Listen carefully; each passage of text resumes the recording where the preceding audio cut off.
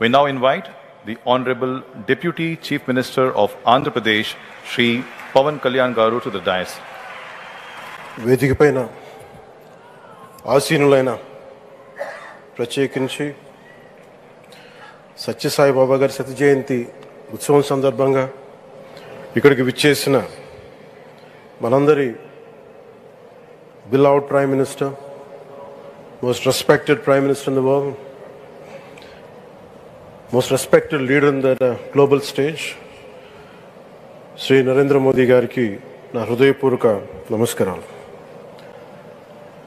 అలాగే తన అపారమైన అనుభవంతో రాష్ట్రాన్ని సమర్థవంతంగా నడిపిస్తున్న నాయకులు గౌరవ ముఖ్యమంత్రి శ్రీ చంద్రబాబు నాయుడు గారికి, భారతరత్న శ్రీ సచిన్ టెండూల్కర్ గారికి, శ్రీమతి ఐశ్వర్య రాయ్ బచ్చన్ గారికి, సోదరులు నారా లోకేష్ గారికి, వేదిక పైన ఆసీనులైన ప్రతి ఒక్కరికి, మంత్రివర్గానికి, బాబా గారు మహాసమాధి అయిన తర్వాత దాన్ని సమర్థవంతంగా నడిపిస్తున్న శ్రీ రత్నాకర్ గారికి, ప్రతి ఒక్కరికి పేరు పేరున నా హృదయపూర్వక నమస్కారాలు. ప్రత్యేకించి ఇక్కడికి వచ్చేసిన సత్యజయంతి సందర్భంగా ఇక్కడికి వచ్చిన భక్తులందరికీ, సాయిబాబా భక్తులందరికీ మనస్ఫూర్తిగా మీ అందరికీ నా నమస్కారాలు తెలియజేస్తున్నాను.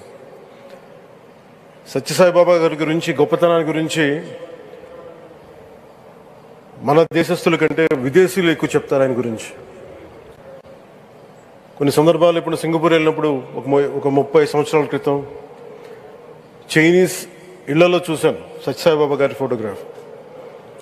అలాగే ఒక హాలీవుడ్ యాక్టర్ స్టీవెన్ సిగాల్ అని చాలా సంవత్సరాల క్రితం, క్లోజ్ టు ఒక 20 సంవత్సరాల క్రితం అనుకుంటా, చిరంజీవి గారిని ప్రత్యేకించి అడిగి, మా అన్నయ్య చిరంజీవి గారిని ప్రత్యేకించి అడిగి నేను బాబా గారిని కలవాలి అని చెప్పి ఇక్కడ బెంగళూరులో ల్యాండ్ అయినా ఇక్కడ ఫ్లైట్కి ఆయనకు వచ్చి ఆశీర్వాదాలు తీసుకుని వెళ్తే నాకు చాలా ఆశ్చర్యం కలిగేది.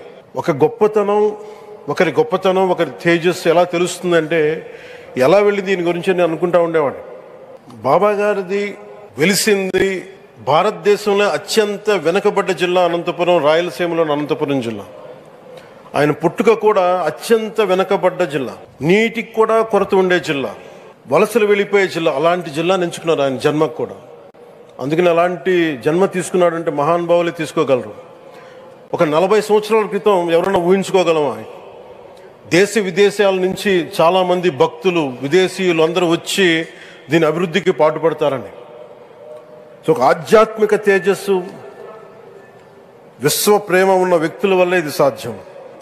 అలాంటి వ్యక్తుల కోసం ప్రత్యేకించి గౌరవ ప్రధానమంత్రి నరేంద్ర మోదీ గారికి ఇష్టమైనది ప్రజలందరికీ కనీసం ఒక 50 లీటర్ల నీళ్లు ఇవ్వాలి, అది రక్షిత మంచినీరు ఇవ్వాలి. అలాంటి పథకం, ఒక 50 లీటర్ల నీళ్లు కనీసం ఇవ్వాలి అనేది ఒక వ్యక్తికి ఆ సంకల్పం నరేంద్ర మోదీ గారు దీన్ని ముందుకు తీసుకొచ్చారు. ఒక ప్రభుత్వ పరంగా దీన్ని ప్రధానమంత్రి గారు తీసుకొస్తే, ఒక ఆధ్యాత్మిక గురువుగా ఏ ప్రభుత్వం ఆలోచించినప్పుడు, ప్రభుత్వాలే దీని గురించి సగటు వ్యక్తికి నీరు ఎలా అందించాలనుకున్నప్పుడు దాన్ని ఆలోచించింది సత్యసాయిబాబా గారు ఆలోచించారు. అప్పుడు ముఖ్యమంత్రిగా చంద్రబాబు గారు ఉన్నప్పుడు వారికి ఒకటే చెప్పారండి, నేను ప్రజలకి దాహం తీర్చాలనుకుంటున్నాను.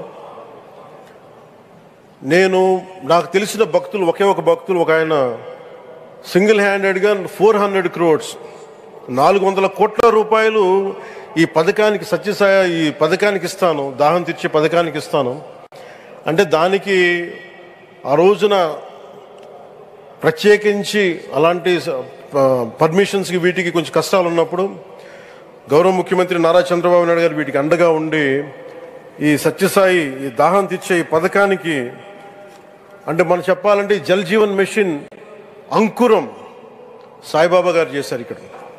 ఇది తమిళనాడులో కానీ, తెలంగాణలో కానీ, మిగతా అన్ని రాష్ట్రాల్లో కూడా ఈరోజు చేయగలుగుతున్నామంటే దానికి అంకురం సాయిబాబా గారు అందించారు. ఆయన సేవ తత్పరత, ఆయనది ఎవరెవరో ఎంతమంది ప్రభావితం చెందారో లెక్కలేదు.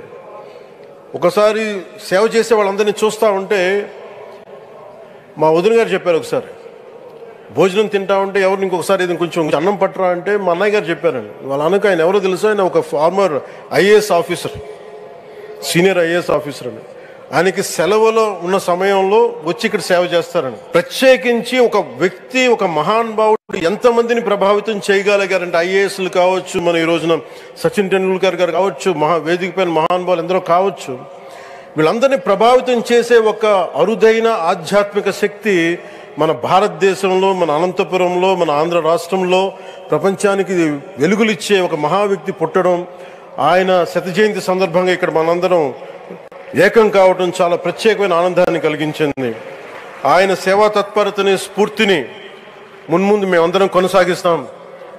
గౌరవ ప్రధానమంత్రి అవర్ బిలౌడ్ ప్రైమ్ మినిస్టర్ ఆధ్వర్యంలో మేమందరం కొనసాగిస్తామని తెలియజేసుకుని, ఇదే సేవా తత్పరతని ముందు ముందుగా అందరం కొనసాగించాలని తెలియజేసుకుని సెలవు తీసుకున్నాను. జై హింద్.